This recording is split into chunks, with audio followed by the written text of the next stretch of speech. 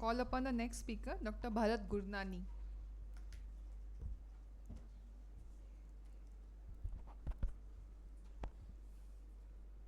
Good afternoon, respected judges.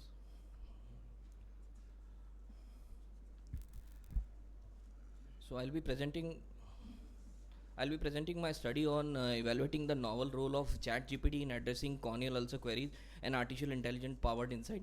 The authors have no financial disclosures to make. Coming to the introduction, artificial intelligence based chatbot functions are increasingly used for customer service and to obtain information for education, research, and healthcare practice. ChatGPT is one of the latest AI based large language models generating human like responses. With the extent of its popularity and use among general public, its potential in answering ophthalmic patient queries remain underexplored. So the purpose was to assess the ChatGPT's capability to deliver accurate and detailed information on corneal ulcers, assessing its application in medical education and clinical decision making. The study aims to contribute to the ongoing discourse on integrating AI into medical practice. It was a cross-sectional study. Sessions were conducted on 30th September 2023. Five-member panel with minimum 5 years of experience, and the online virtual platform using ChatGPT was used to answer questions based on information for corneal ulcers. So 12 structured questionnaires were formulated by the member panel, and the questions assessed were based on general information, risk factors, etiology, classification, symptoms, signs, investigation, treatment, complication, prevention, prognosis, and future. The basic information about corneal ulcer. Each question was entered into 5 distinct sessions, ensuring that models' response were unbiased by previous queries. Each session was initiated only once to preserve the integrity of data collected. The 5-member panel evaluated the response in the end, and each expert independently rated the response on Likert scale ranging from 1 to 5. Median, interquartile range, and range were calculated. So to quantify the evaluators' consensus and reliability, median scores were computed. Statistical analysis included Fleischer's kappa coefficient, Cronbach's alpha scoring, Kruskal-Wallis test, Bonferry correction, violent plots were plotted, and this methodology was aimed to provide a robust evaluation of ChatGPT's utility in addressing queries related to ulcer. So this is the first table. It shows the median column shows the middle value of scores given by the evaluator and the interquartile range as well as the range. So these questions were entered into the ChatGPT session, like what are the corneal ulcer risk factors, causes, and types, like so on. So this is how the responses were obtained for each question. Since this was a long table, so I had to cut and put some screenshot. So a detailed response was obtained and responses were assessed. The scores for risk factor, etiology, symptom, treatment, complication, prevention, prognosis were rated highly with a median value of 4, suggesting a strong performance by ChatGPT in this area. The interquartile range was between 3 to 4, indicated relatively high level of evaluator agreement. Classification and investigations had median score of 3, suggesting an improvement in these areas. And the question of signs had a median score of 2 and an interquartile range of 2 and 3, indicating considerable disagreement between evaluators.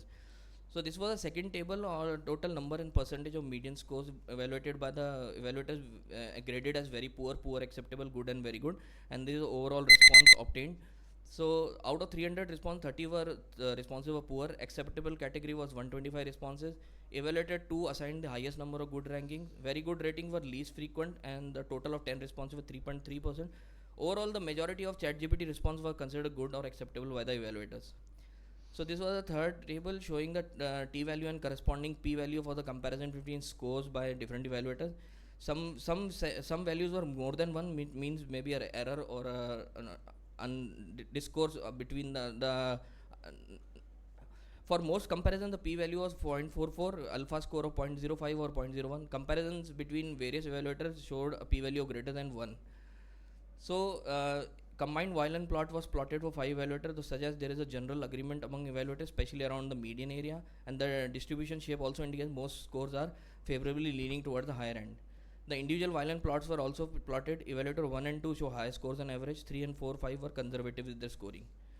So this is a Bose-Fisker plot. The evaluator 3 show a tendency to score slightly high, but within a similar range to other evaluators. So discussion, the integration of AI tools in ChatGPT can be a valuable tool for medical knowledge. In context of this study, we find a nuanced and multifaceted picture of AI model. This is the first study using ChatGPT giving insights on corneal ulcer with a higher relativity of agreement between evaluators of 70%. The limitation was image-based questions were not evaluated. Signs and symptoms had a low value, needing improvement in these areas, and the presence of poor rating constitute 10% overall response. So ChatGPT ability to synthesize and communicate structured information effectively demonstrate potential as a valuable tool for information also.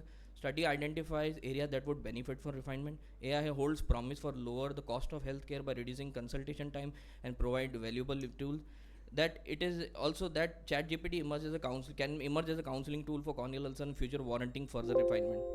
Thank you, Vanessa.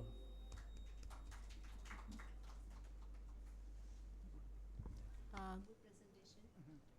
Regarding the signs and symptoms, low values, no? So how do you think it is going to change your clinical practice? Yes, ma'am. That's what this study was to understand whether it really is helpful in clinical science or not. It can answer queries to a layman or a patient, maybe to an extent, but it cannot replace the clinical practice. That's what we wanted to understand from this study. Thank you, ma'am.